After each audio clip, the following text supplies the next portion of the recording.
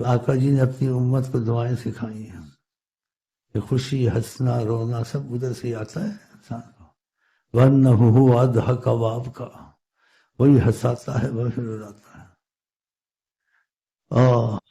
تو وہ دعائیں یہاں سے لے جائیں، دو دعا ملا کے پڑھیں، ہمیشہ پڑھتے رہا کریں. انشاءاللہ دل میں بوجھ نہیں رہے گا، ہر وقت خوشی اور جیسے نا حالت اچھی رہے گی. جیسے کہتے ہیں انسان دل کی حالت اچھی رہے، انسان بڑے کام کر لیتا ہے اور مطمئن رہتا ہے. نہ اس کو ڈاکٹروں والی وہ باتیں لگیں تو ڈپریشن ہو گیا، گپریشن ہو گیا، نہیں ہوگا ڈپریشن.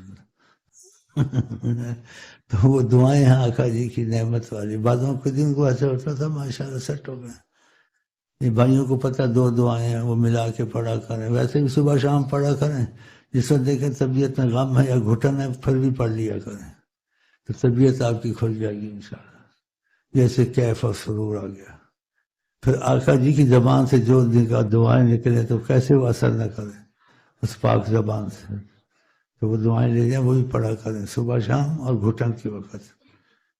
تو دعا میں مانگ رہا تھا تو بیچ میں جیسے دیکھیے اپنی وہ بتاتا ہوں بڑا خوف والا ہوں یا بڑا وہ ہوں، جیسے کچھ ڈر آ رہا تھا خدا سے بہت. وہ دعا میں نے پڑھی تو میرا دل کھل گیا، پتہ نہیں غم کدھر گیا. آقا جی محسن انسانیت ہیں، رحمت للعالمین. ان کی تعلیم کی بڑی قدر کرنی چاہیے.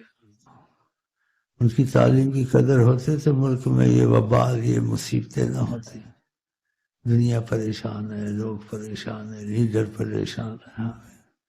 ان کی تعلیم کے آتے چلتے ہیں خدا مٹ میں گلزار کر دیتا ہے، آگ کو گلزار کر دیتا ہے.